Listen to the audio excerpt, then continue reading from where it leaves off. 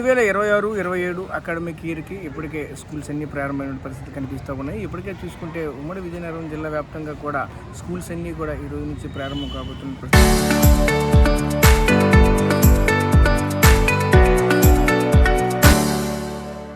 కనిపిస్తూ ఉన్నాయి. ముఖ్యంగా మనం చూసుకుంటే జూన్ 12 నుంచి ఈ యొక్క స్కూల్స్ అన్నీ కూడా రాష్ట్ర వ్యాప్తంగా కూడా తెరుచుకున్నప్పటికీ కూడా నేటి నుంచి ఈరోజు సోమవారం కావడంతో నేటి నుంచే ఫుల్ ఫ్లెడ్జ్డ్గా విద్యార్థులంతా కూడా వస్తారంటూ కూడా మరోవైపు భావిస్తున్న పరిస్థితి కనిపిస్తుంది. అదే కారణం మరోవైపు ఈరోజు అమావాస్య కారణంతో కూడా మరోవైపు కొంతమంది ఒక సెంటిమెంట్ రూపంలో కూడా పిల్లల్ని స్కూల్కి పంపించిన పరిస్థితులు కూడా కనిపిస్తూ ఉన్నాయి. అదేవిధంగా ముఖ్యంగా మనం చూసుకుంటే ఈ గతానికి ఇప్పటికీ కనుక పోల్చుకుంటే స్కూల్స్లో అయితే స్ట్రెంత్ గణనీయంగా పెరిగిందనే చెప్పాలి. ఎందుకంటే ప్రభుత్వం నుంచి వస్తున్నటువంటి పలు రకాల పథకాలకు ఆకర్షితులు, అదేవిధంగా ఇక్కడ ఉన్నటువంటి గుణాత్మకమైనటువంటి విద్య ఇక్కడ స్థానికంగా ఉన్నటువంటి ఉపాధ్యాయులు బోధించడంతో ఖచ్చితంగా ఈరోజు గణనీయంగా పెరుగుతుందని చెప్పాలి. ముఖ్యంగా మనం చూసుకుంటే అయితే బడి పిలుస్తుంది కార్యక్రమం గుడ్ రిజల్ట్ అయితే వచ్చింది. అదేవిధంగా మరోవైపు మొన్న వచ్చినటువంటి 10వ తరగతి రిజల్ట్స్లో కూడా ఈరోజు గణనీయమైనటువంటి రాష్ట్రంలోనే ప్రభుత్వ పాఠశాలన్నీ కూడా ముందంచెలో కూడా ఉన్నటువంటి పరిస్థితి కనిపించింది. ఎందుకంటే 100 యాక్షన్ ప్లాన్తో ఖచ్చితంగా ప్రతి ఒక్కరు కూడా 100% ఉత్తీర్ణత సాధించిన పరిస్థితి కనిపించింది. ప్రస్తుతం నేనైతే విజయనగరం జిల్లా విజయనగరం పట్టణ పరిధిలో ఉన్నటువంటి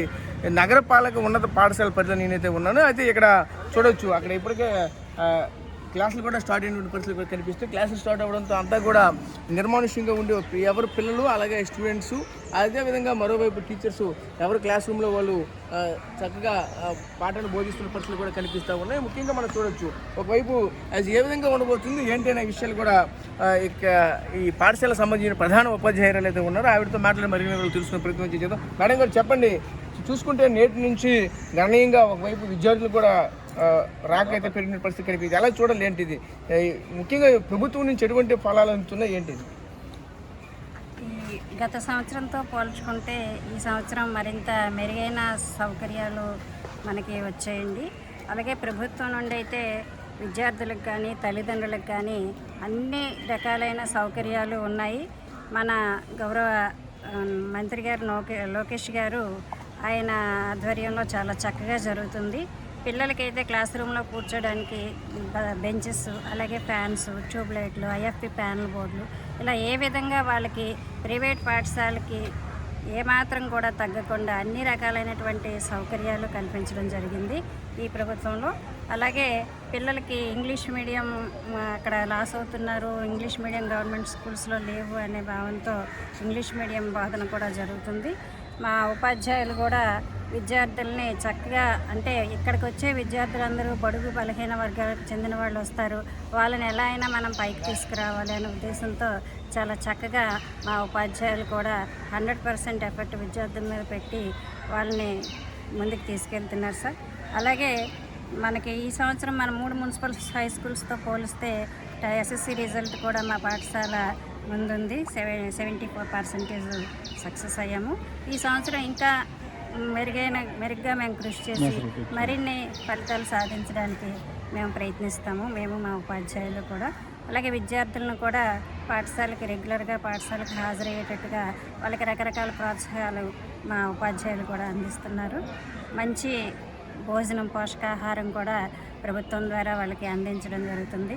ప్రతిరోజు శనివారం తప్ప మిగిలిన అన్ని రోజులు కూడా వాళ్ళకి గుడ్డు వాళ్ళకి అందించడం జరుగుతుంది. అలాగే ప్రోటీన్ కోసం చెక్కీలు అందించడం జరుగుతుంది. అలా ప్రతి విషయంలో కూడా వాళ్ళ భోజనం విషయంలో కావచ్చు, చదువు విషయంలో కావచ్చు, ఫైనాన్షియల్గా వాళ్ళకి సపోర్ట్ కోసం తల్లికి వందనం అందించడం జరుగుతుంది. ఇలా ప్రభుత్వం ద్వారా ప్రతి విద్యార్థికి కూడా, తల్లిదండ్రులకి విద్యార్థులకి కూడా అనేక రకాలైనటువంటి వాళ్ళు ముందుకు వెళ్ళడానికి అనుకూలంగా మాకు డబ్బు లేదు కనుక మా పిల్లల్ని చదివించుకోలేము ఇలాంటి భావన ఏ తల్లిదండ్రులకి లేకుండా ప్రభుత్వం చక్కటి సదుపాయాలన్నీ కూడా అందజేస్తున్నారు. అలాగే వాష్రూమ్స్, అందులో రన్నింగ్ వాటరు, అలా అన్ని విషయాల్లో కూడా పిల్లలకి చక్కటి సదుపాయాలు అందించడం జరుగుతుందండి. ఏ విషయంలో కూడా ప్రైవేట్ పాఠశాలకి ధీటుగానే మన ప్రభుత్వ పాఠశాలలు పనిచేస్తున్నాయి. అందుకని మన గౌరవ సిఎస్ గారు తమీం అన్సారీ గారు కానీ, మన మంత్రి గారు కానీ అందరూ కూడా విద్యా విషయంలో ప్రత్యేకమైన శ్రద్ధ చూపించి అన్ని విషయాల్లో కూడా గ్రౌండ్ లెవెల్లో ఆలోచించి చక్కగా మాకు మా పిల్లలకి, పేరెంట్స్కి అందరికీ కూడా మంచి విషయాలను వాళ్ళ ముందుకు తీసుకెళ్ళడానికి ఇంకా ఏం కావాలి అని అడగటం అలాగే చేయటం కూడా జరుగుతుంది.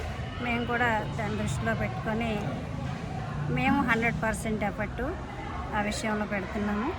చక్కటి చదువు, సంస్కారం, అలాగే మంచి భోజనం అన్నీ కూడా ఈ ప్రభుత్వం యొక్క సపోర్ట్తో మేము ముందుకు వెళ్తున్నాం సార్. ధన్యవాదాలు. సో చూసాం కదా, ముఖ్యంగా ఒకటే చెప్పాల్సిన నేపథ్యం అయితే కనిపిస్తూ ఉన్నాయి. ఖచ్చితంగా ప్రభుత్వం అందిస్తున్నటువంటి పలు పథకాలతో ఈరోజు మరింత ఆకర్షితులు అవుతూ ఈరోజు ప్రభుత్వ పాఠశాలలో జాయిన్ అవుతున్నారంటూ కూడా చెప్పుకోవాల్సిన పరిస్థితి కనిపిస్తుంది. ఇంకా మాట్లాడడానికి ప్రధాన ఉపాధ్యాయులు, సహ ఉపాధ్యాయులు కూడా ఉన్న వాళ్ళతో కూడా మాట్లాడే ప్రయత్నం. సరే చెప్పండి సార్, ఎలా చూడాలి ఏంటి? యాక్చువల్గా 12వ తేదీ నుంచే స్కూల్స్ అయితే స్టార్ట్ అయ్యాయి. ఈరోజు మళ్ళీ సెకండ్ సాటర్డే రావడంతో, సండే రావడంతో ఈ సోమవారం ఈరోజు 15వ తేదీ ఈ రోజు నుంచి మళ్ళీ పునఃప్రారంభించినట్టు కనిపిస్తూ ఉంది. ఎందుకంటే చూస్తూ ఉంటే అంతా కూడా ఒక సందడి వాతావరణం కనిపిస్తూ ఉన్నది. ఇదంతా ఎలా చూడాలి ఏంటి? పిల్లలకి ఎటువంటి ప్రోత్సాహకాలు ఇస్తున్నారు? యాక్షన్ ప్లాన్ ఏ విధంగా లాస్ట్ టైంది ఎటువంటి ఫలితాలు ఇచ్చింది? అదేవిధంగా మరోవైపు ప్రభుత్వం నుంచి అందుతున్న సంక్షేమ పథకాలన్నీ కూడా పిల్లలకి ఏ విధంగా అందుతున్నాయి అంటారు? గతానికి ఇప్పటికీ పోలిస్తే ప్రస్తుతానికి వచ్చినటువంటి ఫ్లో ఎలా ఉంది? పిల్లలు ఎలా వస్తున్నారు? జాయినింగ్స్ ఏమైనా పెరుగుతూ ఉన్నాయి ఏంటి? నమస్తే సార్, నా పేరు శ్రీనివాస్ ధర. నేను ఇక్కడ హిందీ మాస్టర్ని ఈ స్కూల్లో. మేము ఇక్కడికి వచ్చి 1 year అవుతుంది సార్. నాకు జాబ్ వచ్చి 25 years అవుతుంది సార్. నా 25 years సర్వీస్లో ఫస్ట్ టైం ఈనాడు పేపర్లో ఫస్ట్ పేజీలో గవర్నమెంట్ స్కూల్స్ తాలూకా పిల్లల తాలూకా మార్క్స్ ఫోటోస్ వేయడం అనేది చాలా ఇంపాక్ట్ చూపించింది. దానికి ఒక పెద్ద ఉదాహరణ ఏంటంటే నెల్లిమర్ల మండలంలో ఒక ప్రైవేట్ స్కూల్లో 10th class పిల్లలు 60 మంది బయటికి వెళ్ళారు. 60 మంది వెళ్తే ఇన్కమింగ్ కేవలం 10 members వచ్చారు. సో రిమైనింగ్ 50 members ఎక్కడికి వెళ్ళారంటే గవర్నమెంట్ స్కూల్ జాయిన్ అయ్యారు. అలాగే ఈ సంవత్సరం మేము ఈ డ్రైవ్ చేయడం వల్ల సమ్మర్ హాలిడేస్లో కావచ్చు, దానివల్ల చాలా వరకు గవర్నమెంట్ స్కూల్స్లో రోల్ అనేది పెరిగింది. అయితే ప్రభుత్వం కూడా చాలా మాకు మంచి ప్రోత్సాహాలు ఇస్తుంది, అమ్మఒడి ఇస్తుంది, తర్వాత free text books, uniforms, bags, everything free. దాంతోపాటు మంచి పోషకాలమైన భోజనం అందిస్తుంది. అలాగే మా స్కూల్స్లో అయితే ఎక్కువ మంది పిల్లలు స్కౌట్స్ అండ్ గైడ్స్ కూడా ఉన్నారు. ఈ సంవత్సరం స్టార్ట్ చేసాం. సో అలాగే ప్రతి స్కూల్లో కూడా ప్రభుత్వ ఉపాధ్యాయులు చాలా కష్టపడుతున్నారు. దాని తాలూకా ప్రతిఫలమే ఈ సంవత్సరం విజయనగరం అనేది 3rd place రావడం. అలాగే 888 సీట్లో కూడా రాష్ట్రంలో 2nd place వచ్చింది విజయనగరం. దానికి మరి ఇంతకంటే మంచి ఉదాహరణ మరి ఉండదు. సో ప్రభుత్వం కూడా ఉపాధ్యాయులకి స్వేచ్ఛగా బోధన కోసం అవకాశం కల్పిస్తే ఇలాంటి ఫలితాలు వస్తాయని అనడానికి ఇది ఒక పెద్ద నిదర్శనం. అంటే ప్రభుత్వం కూడా ఏంటంటే డేటా బేస్డ్ కాకుండా క్వాలిటీ బేస్డ్ ఎడ్యుకేషన్ అందించడానికి మాకు పూర్తి సహాయ సహకారాలు అందించాలి. మమ్మల్ని కేవలం బోధన మీద మాత్రమే మాకు అవకాశం కల్పించాలి. బోధన కాకుండా బోధనేతర పనులు తప్పించినప్పుడు ఇంకా మంచి క్వాలిటీ వస్తుంది పిల్లలకి. అలాగే ఇంకా ఇప్పుడున్న రోల్ కంటే ఇంకా ఎక్కువ రోల్ కూడా వస్తుంది అవకాశం. ఎందుకంటే మేము ఒకప్పుడు గవర్నమెంట్ స్కూల్ చదువుకున్నాం కాబట్టి మేము కూడా ప్రజెంట్ పిల్లలకి అదే విషయం చెప్తాం, మోటివేషన్. మేము గవర్నమెంట్ స్కూల్ చదువుకున్నాం, ఈరోజు మేము ముందు నిలబడ్డామంటే దానికి కారణం గవర్నమెంట్ స్కూలే, ఆ ఉపాధ్యాయులే. కాబట్టి రాబోయే రోజుల్లో ప్రభుత్వ పాఠశాలలో గణనీయంగా ఈ రోల్ పెంచాలంటే ఉపాధ్యాయుడికి బోధన స్వేచ్ఛగా బోధించే అవకాశం ప్రభుత్వం కల్పించాలి. అదే మేము కోరుకున్నది. కారణం ఏంటంటే ఉపాధ్యాయుడు బోధన కోసం తరగతి గదిలో ఎక్కువ కాలం కేటాయించిన రోజున ఖచ్చితంగా మంచి ఫలితాలు వస్తాయి. దానికి నిదర్శనమే ఈ సంవత్సరం 10th class రిజల్ట్. అలాగే 888. కాబట్టి ప్రభుత్వం అయితే చక్కగా మనకు మంచి సహాయ సహకారాలు అందిస్తుంది. ఈ సహాయ సహకారాలు ఇంకొంచెం ముందుకు వెళ్ళడానికి మాకు ఇంకా ఒక స్వేచ్ఛాయుతమైన వాతావరణం కల్పించాలని కోరుకుంటూ రాబోయే రోజుల్లో ప్రభుత్వ పాఠశాలలో మంచి ఫలితాలని రాబడతాయి. దాంట్లో ఎటువంటి డౌట్ లేదు సార్. దానికి ప్రభుత్వ ఉపాధ్యాయులు అందరూ కూడా చాలా కష్టపడుతున్నారు. ఎందుకంటే మేము మా కళ్ళారా చూసాం డ్రైవ్లో. మీకు చెప్పాం కదా, ఆ నెల్లిమర్ల హై స్కూల్ ఒక పెద్ద ఉదాహరణ. వాళ్ళే స్వయంగా మాకు మేస్టారు మీరు వెళ్ళిపోతే ఎలా సార్ అంటే, మేము ఇంతవరకు మా ఉపాధ్యాయులు ఏంటంటే పిల్లలు గవర్నమెంట్ స్కూల్కి జాయిన్ అయ్యేవారు. ఈ సంవత్సరం మేము వెళ్ళిన వాళ్ళు చాలా వరకు వాళ్ళు ఇంప్రెస్ అయ్యి, అలాగే వాళ్ళు మాటలను వాళ్ళు పట్టించుకుని అలాగే లీప్ యాప్ మెయిన్ పిల్లలు రావడానికి ప్రధాన కారణం లీప్ యాప్ అండి. ఒక ప్రైవేట్ స్కూల్ ఏంటంటే వాళ్ళు అసైన్మెంట్స్ ఇస్తారు, ఇవన్నీ చూస్తారు. ఇప్పుడు అలా కదా లీప్ యాప్. మేము మొన్న డ్రైవ్కి వెళ్ళినప్పుడు అదే పేరెంట్స్ చెప్పాం, లీప్ యాప్లో మీరు మీ పిల్లాడు ప్రతిరోజు స్కూల్కి వెళ్తున్నా లేదా, అలాగే FA1 దగ్గర నుంచి FA4 సబ్మిట్ 1 వరకు మార్క్స్ ఎలా వస్తున్నాయి, పిల్లాడు ఏం వర్క్ చేస్తున్నాయి, అంతా కూడా మీకు మానిటరింగ్ చేయొచ్చమ్మా. ఇప్పుడు ప్రైవేట్ స్కూల్ ధీటుగా ప్రభుత్వ పాఠశాలలు ఉన్నాయి కాబట్టి ఇందులో ఇంకా మీకు అక్కడికి వెళ్తే డబ్బులు కట్టాలి, ఇంకా ఫీజు ఇక్కడ పైసా కూడా కట్టట్లేదు, అంతా ఫ్రీ అని చెప్పిన తర్వాత చాలా వరకు పేరెంట్స్ అంతా మోటివేట్ అయ్యి వచ్చారండి, జాయిన్ అవుతున్నారు. సో రాబోయే రోజుల్లో ప్రభుత్వ పాఠశాలలు మేము చిన్నప్పుడు ఎలాగైతే చదువుకున్నాం అలాంటి రోజులు రాబోతాయని అనుకుంటున్నాను. ఖచ్చితంగా వస్తాయి కూడా. Thank you sir. Okay sir. So ఇంకా మాట్లాడడానికి ఉపాధ్యాయులు కూడా ఇంకా ఉన్నారు, వాళ్ళతో కూడా మాట్లాడే ప్రయత్నం చేద్దాం. మేడం గారు చెప్పండి, ప్రస్తుతం చూసుకుంటే ఎటువంటి ఫెసిలిటీస్ ఉన్నాయి? ప్రస్తుతం గతానికి ఇప్పటికీ చూస్తే ప్రభుత్వ పాఠశాలల యొక్క విద్యార్థుల సంఖ్య ఏ విధంగా ఉందంటారు? ఇక్కడ ఉన్నటువంటి గుణాత్మక విద్య కావచ్చు, నాణ్యమైన విద్య కావచ్చు, ఏ విధంగా అందిస్తున్నారు ఏంటి?